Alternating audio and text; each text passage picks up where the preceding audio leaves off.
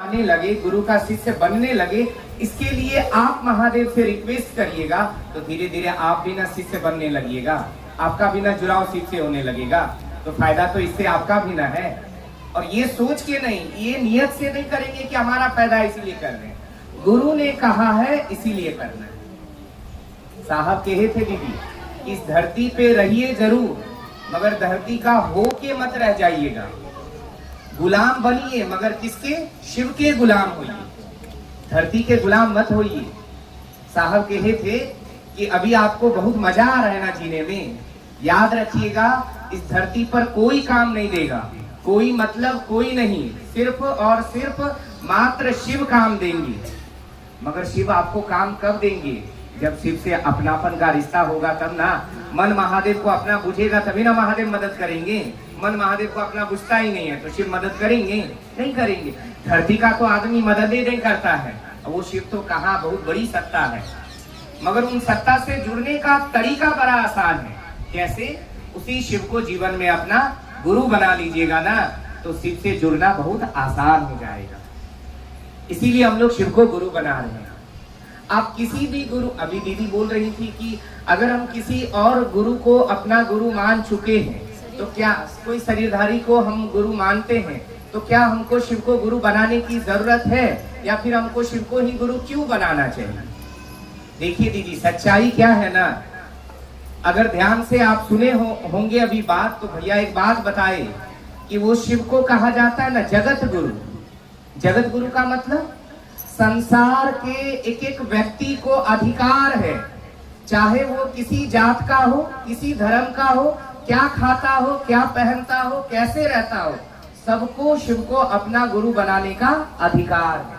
कोई भी शिव को अपना गुरु बना सकता है, बाकी किसी गुरु को नहीं कहा जाता है जगत गुरु। और अभी आप सुने, महागुरु कहते हैं शिव को, मतलब गुरुओं में महान है वो, मतलब बाकी धरती पे और भी गुरु थे शायद। आप सोच के देखिए ना, शिव आज से गुरु थोड़े हैं। ये धरती जब से बना है ना तब से ही शिव ज्ञान देने का काम करते हैं।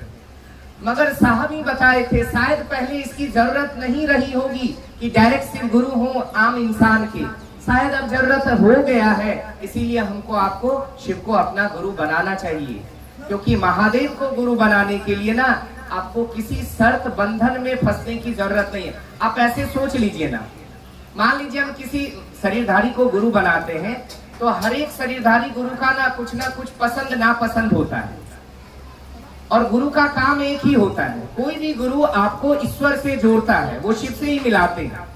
अब आप सोचिए, आपके ही घर में छोटा बच्चा है, घर के ही और भी सदस्य हैं, मान लीजिए आप कोई भी, आपके गुरु ने कहा मान लीजिए झूठ नहीं बोलने, और आप झूठ बोले जा रहे हैं दिन रात, क्या आपके गुरु की दया हो पाएगी आप पर? तो आप ईश्वर से जुड़ नहीं पाएंगे, क्योंकि गुरु ने जो कहा उसका आपसे पालन हो ही नहीं रहा है। आपके गुरु ने कहा है कि भाई हमेशा सही काम करो, गलत काम करवे मत करो। इंसान है हम, गलत काम हो ही जा रहा है यहाँ से। तो आपको कोई तो ऑप्शन ऐसा चाहिए ना जो सबको स्वीकार कर ले, सबको अपना बना ले। वो कौन है? शिव है माँ। शिक्षक वो ना बढ़िया, टीचर वो ना बढ़िया जो कितनों कमजोर बच्चा आए और उसको पढ़ा करके वो बढ़िया बना दे, वो ना बढ़िया मास्टर। जब हम अपने में सुधार कर ही लेंगे, सब चीज हम में सही हो ही जाएगा, फिर गुरु की जरूरत क्या? गुरु तो ज्ञान देंगे ना, गुरु समझ देंगे। जब हमको समझ आ ही जाए, हम सब चीज अपना बढ़िया बना ही ले, तो फिर गुरु की जरूरत क्या?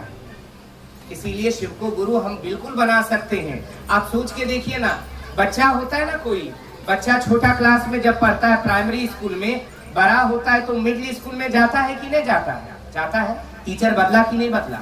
मिडिल स्कूल में पढ़ता है तो हाई स्कूल में जाता है कि नहीं जाता है? जाता है। हाई स्कूल का पढ़ाई खत्म हो जाता है, कॉलेज जाता है कि नहीं जाता है? जाता है। वहाँ तो हम टीचर बदलते हैं, वहाँ तो नहीं सोचते हैं। तो शिव तो जगत गुरु हैं, ये तो हमको आपको जिंदगी जीने की कला बताते हैं। तो जब एक छोटे से ज्ञान के लिए, धरती पे रहने के लिए आप गुरु बदलना अपराध नहीं है, तो जीवन के लिए, इस जीवन के लिए गुरु बदलना क्या अपराध है? क्या गुरु बदलना अपराध नहीं है। और आपके पास ऑप्शन है ना, आपके पास विकल्प है। शिव से बड़ा विकल्प इस संसार में कुछ है ही नहीं, क्योंकि शिव को ही ईश्वर कहा गया है। शिव को ही महेश्वर कहा गया है। उनसे बड़ा गुरु इस संसार में होता ही नहीं है। तो शिव को ना गुरु बनाएंगे, और शिव को गुरु बनाने में लगता क्या है? कुछ नहीं। हम जैसे रहते हैं रहिए, जो करते हैं करिए, जो खाते हैं खाइए, मन से खाली सोच लीजिए आज से मेरे गुरु शिव हैं। मगर ये बात याद रहे, भूल ना जाए, इसीलिए कहा गया है ये 3 सूत्र करिए। ये 3 सूत्र कुछ नहीं है, हमारे आपके मन को शिव की याद में रखने का 3 वो तरीका है। हमारा आपका मन इस बात को भूल ना जाए कि महादेव मेरे गुरु हैं, इस बात को याद रखने का ये 3 तरीका है। क्या है? पहला, जब याद आ जाए मनी मन दया मांगिए। क्यों मांगते हैं दया? हम लोग काहे बार बार कह रहे हैं कि आपको जब मौका मिले इस बात को बार बार सोचिए कि हे शिव आप मेरे गुरु हैं, मैं आपका शिष्य हूँ, आप मुझ शिष्य पर दया कर दीजिए। जानती है दीदी, घर में छोटा बच्चा होता है ना, तो उस बच्चा को समझ नहीं है अभी कि ये मेरे पापा हैं, ये मेरी माँ है, ये बहन है। घर वाले उनको समझाते हैं, दिखा दिखा के बताते हैं, बेटा देखो ये माँ है, ये पापा है। धीरे धीरे वो बच्चा समझने लगता है, तो भीड़ में भी पहचान लेता है मेरे मम्मी कौन है और मेरे पापा कौन है। हम लोगों का मन अभी शिव को अपना समझ नहीं रहा है, इसीलिए हम लोग बार बार क्या कर रहे हैं? इस बात को दोहराते हैं। क्या दोहराते हैं? हे शिव आप मेरे गुरु हैं, फिर तुरंत कहते हैं मैं आपका शिष्य हूँ। ये दोनों, जैसे हम किसी को कहे कि आप मेरी माँ हैं, तो ऑटोमेटिक है ना कि हम उनके बेटा हो गए या बेटी हो गए। मगर यहाँ आप कह रहे हैं कि हे शिव आप मेरे गुरु हैं, फिर तुरंत कहते हैं कि मैं आपका शिष्य हूँ। क्या जरूरत है इन दोनों बात को कहने का? एक बार बोल दिए शिव मेरे गुरु हैं तो हम ऑटोमेटिक शिष्य तो हो ही गए ना। इन शब्द का अर्थ है, साहब समझाए हैं, आओ चलिए शिव की और किताब में लिखे हैं। जैसे आप कहते हैं कि हे शिव आप मेरे गुरु हैं, मतलब आप अधिकार जमाते हैं अपने गुरु पर कि गुरु आप मेरा है, आप मेरे हैं, आप मेरा देखभाल करिएगा। तुरंत कहते हैं मैं भी आपका शिष्य हूँ। मतलब अब आप ये कह रहे हैं कि गुरु अब मैं, आप तो मेरे हैं ही, मैं भी आपका हूँ। मतलब जो आप कहिएगा मैं भी आपका बात सुनूंगा या सुनूंगी। फिर हम लोग क्या करते हैं? दया मांगते कि आप मुझ पर दया कर दीजिए। कृपा नहीं मांगते, दया मांगते। कृपा का मतलब होता है क्री से करो, पा से पाओ, करोगे तो पाओगे। क्या हम लोग के पास आज समय है कि हम जाके तपस्या कर सके? नहीं हो पाएगा, समय ही नहीं है।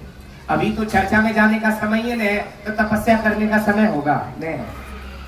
हमसे कहा जाएगा कि भाई 5 घंटा भूखे रहना, जल चढ़ा के ही खाना, संभव है? नहीं है। और आजकल देखिए ना, ज्यादातर घर में मान लो आजकल ज्यादा बीमार क्यों पड़ी हैं? कारण जानती है इसका? क्योंकि उन्होंने शुरुआत से ही आदत डाल लिया है, 2, 1:30, 2 बजेगा, भूखे रहेंगे सुबह से, तब पूजा करिए के खाएंगे।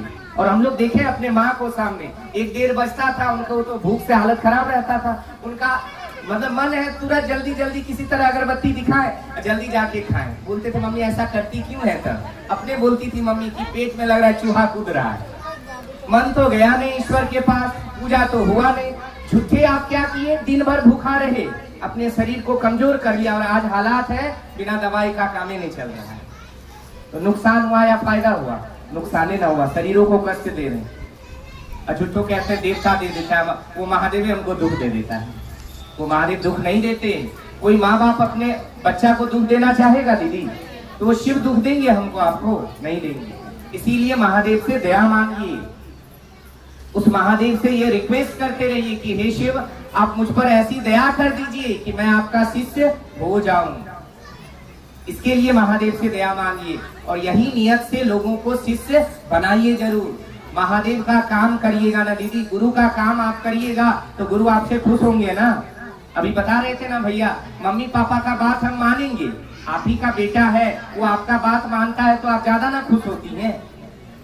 तो आप अपने गुरु का बात मानिएगा तो गुरु ज्यादा ना खुश होंगे। गुरु ने क्या कहा है? गुरु ने कहे कि जाओ घर छोड़ दो? नहीं, गुरु ने ऐसा तो कुछ नहीं कहा। गुरु ने नहीं कहा भूखे रहना, मंदिर जाना, टीका लगाना, प्रसाद चढ़ाना, कुछ नहीं कहा। गुरु ने कहा गप करो, बस गप को बांध दिया। क्या? ये बात लोगों को समझाइए कि शिव मेरे गुरु हैं, आपके भी गुरु शिव हो सकते हैं। बस इसी बात को समझाने कहा गया। तो यही बात दूसरे को समझाना, यही चर्चा है। और मन ही मन गुरु को प्रणाम करने का प्रयास करिए। मन प्रणाम का मतलब ये होता है मन का झुकना, कि मेरा मन उस महादेव के सामने झुके।